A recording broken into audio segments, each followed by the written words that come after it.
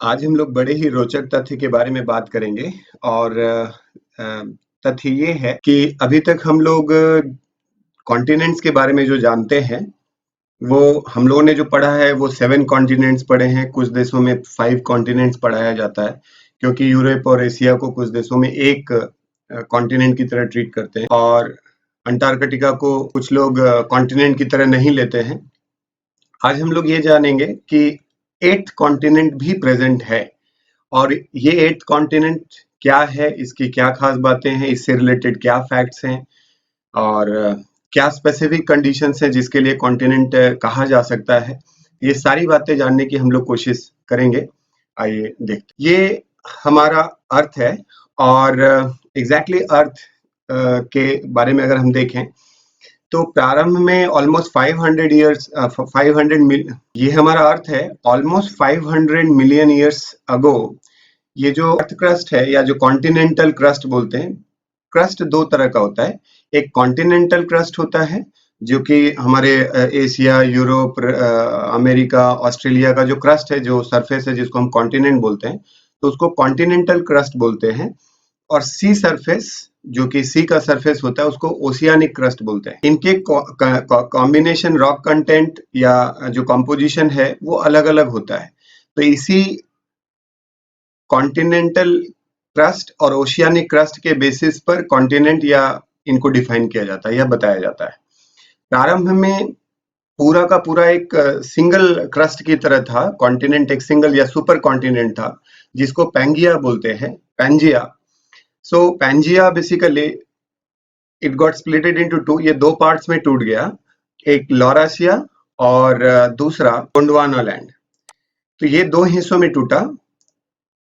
जो लॉरासिया का पार्ट था उससे नॉर्थ अमेरिका, जो कि नॉर्दर्न हेमिस्फीयर का जो पोर्शन है वो बनता है, जिसमें नॉर्थ अमेरिका, यूरोप, एशिया। लेकिन मैं बताना चाहता हूं कि एशिया जब बना तो उसमें इंडियन सब कॉन्टिनेंट लॉरासिया का पार्ट नहीं है, ये गोंडवाना लैंड का पार्ट है। बताना चाहता हूं, ध्यान दीजिएगा।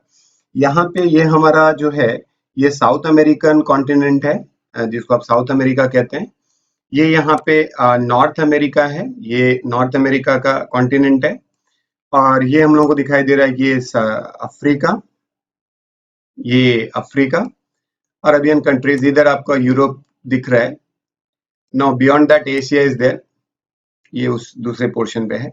और उस तरफ साउथ की तरफ ये एग्जैक्टली जो साउथ गोंडवाना लैंड में इंडियन सब कॉन्टिनेंट, आप थोड़ा ध्यान दीजिए यहाँ पर, अगर हम इस बात को समझे यहाँ पर, तो इंडियन सब कॉन्टिनेंट भी गोंडवाना लैंड का ही पार्ट था। आइए देखते हैं।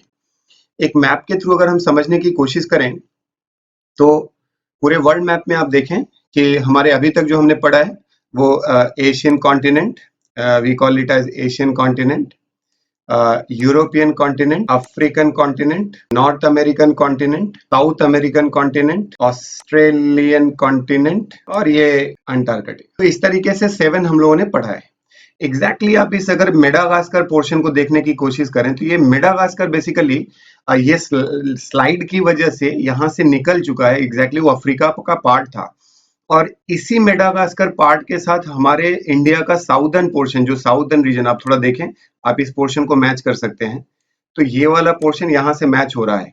तो एग्जैक्टली जो मेडागास्कर का पोर्शन है वो अफ्रीका के साथ अटैच था और पूरा का पूरा ऑलमोस्ट साउदर्न इंडिया या जो इंडियन सब कॉन्टिनेंट का पार्ट था वो गोंडवाना लैंड के साथ कनेक्टेड था, जो स्प्लिट के बाद जाकर के एशिया के साथ जुड़ गए। एग्जैक्टली ये 8th कॉन्टिनेंट कौन सा है, इसको जानने की हम लोग कोशिश करेंगे। अगर हम देखें एग्जैक्टली ये जीलैंडिया है क्या, तो देखिए ये हमने कहा कि साउथ ईस्ट, ये अमेरिका का, ऑस्ट्रेलिया का पोर्शन है, ऑस्ट्रेलिया का पोर्शन है।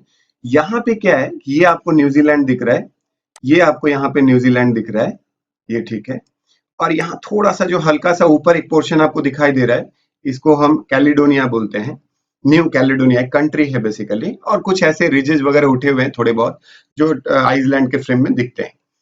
एग्जैक्टली यहाँ पर साइंटिस्ट और जियोलॉजिस्ट ने प्रूव किया और बहुत सारे फैक्ट्स के थ्रू उन्होंने उसको जस्टिफाई किया कि यहाँ पे ये जो पोर्शन दिख रहा है आपको एक शेडेड मैप के थ्रू दिख रहा है, तो ये जो शेडेड मैप के थ्रू दिख रहा है, ये जो पोर्शन है वो ओशियानिक क्रस्ट नहीं है। ओशियानिक क्रस्ट का मतलब ये सरफेस जो है वो ओशन के सरफेस के साथ मैच नहीं करता, ये पूरी तरह से कॉन्टिनेंटल क्रस्ट है। अब ये कॉन्टिनेंटल क्रस्ट का क्या मतलब हुआ? नेचुरली वैसा ही क्रस्ट जो कि एशिया, यूरोप, अमेरिका, ऑस्ट्रेलिया में है, वैसा ही क्रस्ट इधर भी है। इसका मतलब ये हुआ कि ये कहीं न कहीं ये कॉन्टिनेंटल कर्ट का ही क्रस्ट का ही कहीं न कहीं ये कॉन्टिनेंटल क्रस्ट का ही पार्ट है। एग्जैक्टली यहाँ पर ये जो नया आपको कॉन्टिनेंट दिखाई दे रहा है, उसमें बस इसका 6% पार्ट, जिसमें कि न्यूजीलैंड और न्यू कैलिडोनिया है, वही पोर्शन केवल समुद्र माने सी के लेवल के ऊपर है।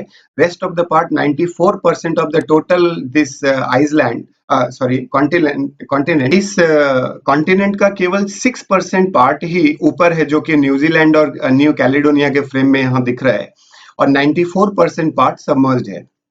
एग्जैक्टली सबमर्ज्ड है, फिर भी आप इसको सी सरफेस के साथ मैच नहीं करते, क्योंकि यहाँ पर जो कॉम्बिनेशन है, रॉक कॉम्बिनेशन है, ये कॉन्टिनेंटल क्रस्ट से मैच करता है, जैसा कि क्रस्ट या सरफेस एशिया, यूरोप, अमेरिका में है। अब हम ये समझें कि आखिर हम इसको कैसे कह सकते हैं। अब यहाँ देखिए थोड़ा सा, इसका जो लोअर सरफेस है वो ऑलमोस्ट ऑस्ट्रेलिया के क्वींसलैंड को टच करता हुआ, करीब करीब इनके बीच का गैप 25 किलोमीटर ऐसा फैक्ट्स के थ्रू है। तो 25 किलोमीटर्स का डिस्टेंस है इसके बीच में। और आखिर ऐसे क्या फैक्ट्स हैं जिसके थ्रू हम ये कह सकते हैं कि ये कॉन्टिनेंट है? Exactly, continuous mass land is said to be there is nothing very discrete definition of continent, but that continuous mass land is called continent basically. तो कंटिन्यूअस मास लैंड, अब वो लार्ज हो सकता है, कितना लार्ज है इसका बहुत डेफिनेशन नहीं है। तो now you can see it sits above the surrounding floor with its own distinct in geology. इस पूरे पार्ट का मैपिंग हुआ है, एग्जैक्टली जियोलॉजिस्ट और साइंटिस्ट ने इस पूरे पार्ट को मैप करके इसका एक डिस्टिंग्विश स्पेशल मैप क्लियर किया। ये सारा का सारा पार्ट एक मैप के थ्रू रिप्रेजेंटेड है। नाउ ये किसी भी कॉन्टिनेंटल का फ्रैगमेंट नहीं कहा जा सकता, ये पूरी तरह से एक इंडिपेंडेंट पोर्शन है। जब इसको गोंडवाना लैंड के साथ मैच करते हैं, ये पता लगता है कि ये कहीं ना कहीं गोंडवाना लैंड का पार्ट था, Zealandia. So you can see the movement, exactly tectonic plates के मूवमेंट की वजह से या कॉन्टिनेंटल मूवमेंट की वजह से ये स्प्लिट होके यहाँ आ चुका है, लेकिन ये गोंडवाना लैंड का पार्ट था। और इसका जो सरफेस है वो कॉन्टिनेंटल क्रस्ट से मैच करता है, वो ओशियानिक क्रस्ट नहीं है, मतलब सी सरफेस आप नहीं बोल सकते। तो इस तरीके से इन बेस के बेसिस पर इसको हम कॉन्टिनेंट बोलते हैं। नाउ यहाँ पर ये जो आपको जीलैंडिया का मैप शार्पली ये न्यूजीलैंड गवर्नमेंट और वहाँ के रिसर्च इंस्टीट्यूट के द्वारा कुछ और साइंटिस्ट और जियोलॉजिस्ट ने इसको क्लियर किया कि ये पूरा का पूरा मैप बताया उन्होंने। इसमें आप देखें ये आपको जो दिखाई दे रहा है, ये न्यूजीलैंड का पोर्शन है, ये जो ग्रीन पोर्शन आपको दिख रहा है वो न्यूजीलैंड का पोर्शन है। यहाँ आपको न्यू कैलिडोनिया दिख रहा है। यही दो मेन इसके पोर्शंस हैं जो कि ऊपर हैं, और कहा जा रहा है कि काफी पहले ये गोंडवाना लैंड का part almost 85 million years ago ये गोंडवाना लैंड से सेपरेट हुआ। ऑलमोस्ट 85 मिलियन ईयर्स एगो ये गोंडवाना लैंड से सेपरेट हुआ। और ये साइंटिस्ट ने और जियोलॉजिस्ट ने बताया कि जीलैंडिया का मैक्सिमम पार्ट सबमर्ज्ड हो गया ऑलमोस्ट 23 मिलियन ईयर्स एगो। इसलिए जो रेस्ट केवल 6% जो हम लोगों को दिख रहा है वो न्यूजीलैंड और न्यू कैलिडोनिया के फॉर्म में ही दिख रहा है। जैसा कि यहाँ देखें, research institute from basically New Zealand, they suggest that this Zealandia is nothing but world's 8th continent. Now, इसके वेस्ट में ऑस्ट्रेलिया है, और इसका जो पोर्शन है इसके नॉर्दर्न पोर्शन पे, जीलैंडिया के नॉर्दर्न पोर्शन में न्यू कैलिडोनिया और साउदर्न पोर्शन में न्यूजीलैंड है, जो कि उसका मेजर ऐसा पार्ट है जो कि सबमर्ज्ड नहीं हुआ है। और कहा जा रहा है कि बहुत पहले यहाँ रेन माउंटेन्स रहे होंगे। जैसे आप सोच सकते हैं कि एग्जैक्टली इस कॉन्टिनेंट का जो हाईएस्ट पार्ट है जो कि न्यूजीलैंड और कैलिडोनिया के फ्रेम में है वो रह गया, और रेस्ट ऑफ द पार्ट जैसे माउंटेन वगैरह है वो बच जाएं और rest of the part submerged हो। न्यूजीलैंड की रिसर्च इंस्टीट्यूट GNS के ने बहुत उन्होंने इस जीलैंडिया का स्पेसिफिक मैप रिप्रेजेंट किया और जियोलॉजिकली दिखाया कि किस तरह से गोंडवाना लैंड का पार्ट था। ये डिस्टिंक्ट अपने आप एक इंडिपेंडेंट कॉन्टिनेंट है, इसको फ्रैगमेंट या माइक्रो कॉन्टिनेंट भी नहीं बोल सकते। फ्रैगमेंटल कॉन्टिनेंट या माइक्रो कॉन्टिनेंट भी नहीं बोल सकते, ये सारे कॉन्टिनेंट के डेफिनेशंस को फॉलो करता है। और इसमें इनिशियली ये जो इशू है वो 95 से ही उठा और 95 में ही ज़ीलैंडिया को लेकर के बात शुरू हो चुकी थी और स्टार्टिंग में ये माना गया कि एक ड्रॉन कॉन्टिनेंट की तरह की, ये सबमर्ज्ड कॉन्टिनेंट की तरह है, माना गया। लेकिन 2017 में इस पे फिर डिस्कशन स्टार्ट हुए 2017 में, और सोसाइटी या जर्नल में एक जर्नल दिया और उसके अंदर में उन्होंने कहा कि ज़ीलैंडिया को एक कॉन्टिनेंट का दर्जा मिलना चाहिए। तो उस फैक्ट्स के बेसिस पर उन्होंने बताया कि इसका एज क्या है और ये कब सेपरेट हुआ है।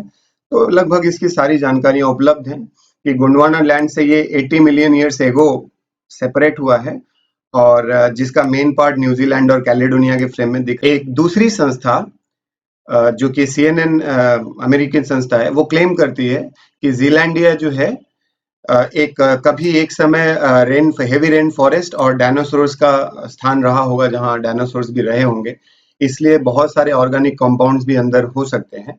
और National Science Foundation, the world's largest tectonic plates, Pacific plates sank below the continental crust of Zealandia. Exactly Zealandia के नीचे का जो पैसिफिक प्लेट्स है और टेक्टोनिक प्लेट्स, वो बेसिकली शिफ्ट होने और नीचे दबने की वजह से वो शैंक कर गया, ऐसा उन्होंने कहा। अब डॉक्टर निक मॉर्टिमर जो कि मेन साइंटिस्ट थे इसमें, जियोलॉजिस्ट हैं, उन्होंने कहा कि the values of classifying Zealandia as a continent is much more than adding a new name to the list. Why? Because exactly ये continent है और इसमें बहुत सारे ऐसे गैस के साधन और बहुत सारे नेचुरल रिसोर्सेज भी अंदर हैं जिसको एक्सप्लोर करने की जरूरत है, और भी बहुत सारे चीजों को समझा जा सकता है, इस और भी बहुत सारी बातों को एक्सप्लेन किया जा सकता है, एक्सप्लोर कर सकते हैं cohesion and breakup of continental. Doctor Nick Mortimer बोलते हैं कि ये विषय भी जो ज़ीलैंडिया को समझने का है, एग्जैक्टली इसमें सभी तरह के लोगों को, लाइक मेरे साथियों को, इसके lead geologist doctor Nick Mortimer कहते हैं कि जो भी we have made this map to provide an accurate and complete up to date picture of geology of New Zealand and Southwest Pacific area. Now, so इन्होंने बोला कि ये एकदम एक्यूरेट है और ये स्पेसिफिक, इसके पहले इसके मैपिंग नहीं कर पाए थे, इस वजह से बहुत स्पेसिफिक नहीं, लेकिन अब इसको सारे ऐसे तर्क मौजूद हैं जिससे कहा जा सकता है कि ये कॉन्टिनेंट है।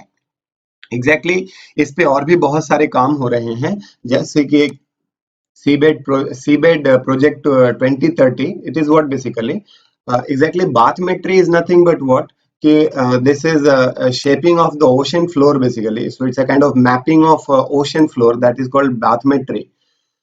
और इसमें आने वाले समय के लिए टेक्टोनिक प्लेट्स में, इसमें ज़ीलैंडिया की प्रॉपर सिचुएशन क्या है, किस तरह से ओशियानिक प्लेट्स और टेक्टोनिक प्लेट्स का मूवमेंट हो रहा है और कैसे सी सरफेस को या सी क्रस्ट को की मैपिंग कर सकते हैं, सारी बातें आने वाले समय में और भी क्लियर होंगी। ये बहुत सारी बातें और फैक्ट्स अभी हम लोगों के सामने ज़ीलैंडिया को लेकर आए हैं। डॉक्टर मॉर्टिमर का कहना है कि केवल एक नाम की तरह ऐड नहीं किया जा रहा है इसको, इसमें ऐसे बहुत सारे एस्पेक्ट्स हैं जिसको आगे एक्सप्लोर करने की जरूरत है और बहुत सारी चीजें हम आने वाले समय में जान पाएंगे।